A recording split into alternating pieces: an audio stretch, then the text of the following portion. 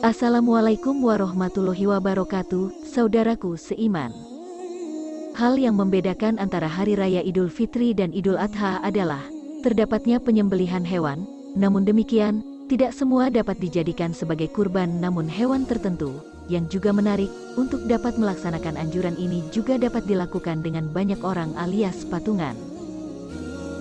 Lalu, bagaimana ketentuan hukum patungan hewan kurban?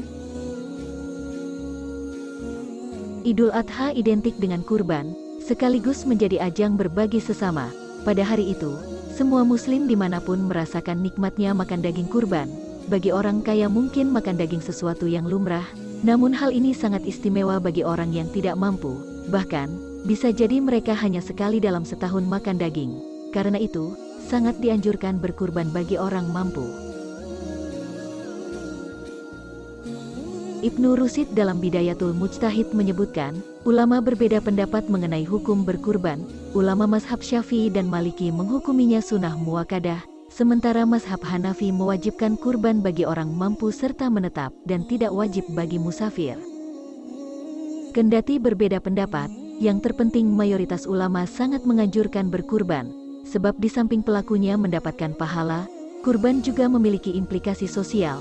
Karenanya, hampir di seluruh daerah di Indonesia, pengurus masjid atau yayasan keagamaan berusaha semaksimal mungkin mencari para donatur yang ingin berkurban. Dalam rangka meraih banyak donatur, panitia kurban juga mempermudah jalannya. Berkurban tidak harus sendiri, tetapi juga boleh patungan, terutama untuk kurban sapi. Kebanyakan masyarakat tidak mampu membelinya sendiri, mereka biasanya patungan beberapa orang untuk membelinya. Yang menjadi pertanyaan, bagaimana hukumnya patungan untuk kurban? Ibnu Qudamah dalam Al-Mughni mengatakan, mayoritas ulama memperbolehkan patungan kurban. Syaratnya, hewan yang dikurbankan adalah sapi, dan jumlah maksimal orang yang patungan ialah 7 orang. Berdasarkan persyaratan ini, patungan untuk kurban kambing tidak diperbolehkan, dan lebih dari 7 orang untuk kurban sapi juga tidak dibolehkan. Ibnu Qudamah menuliskan, kurban 1 ekor unta ataupun sapi atas nama 7 orang diperbolehkan oleh mayoritas ulama. Sebagaimana dikutip Ibnu Qudamah, menurut Ahmad bin Hanbal, hanya Ibnu Umar yang tidak membolehkannya. Ahmad bin Hanbal mengatakan, kebanyakan ulama yang aku ketahui membolehkan patungan kurban kecuali Ibnu Umar.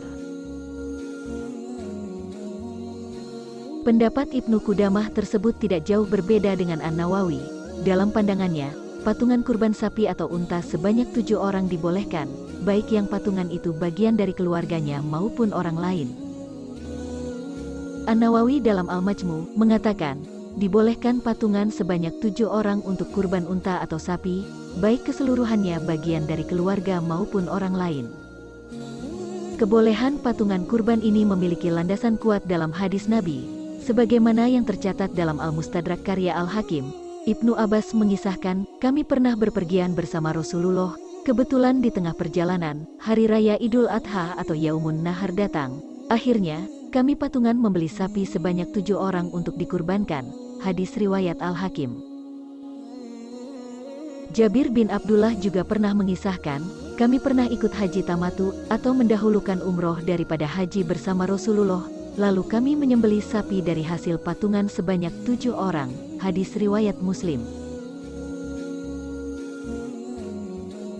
Dari beberapa pendapat tersebut, serta didukung oleh hadis Rasulullah, dapat disimpulkan bahwa patungan untuk membeli sapi yang akan dikurbankan diperbolehkan, dengan syarat pesertanya tidak lebih dari 7 orang.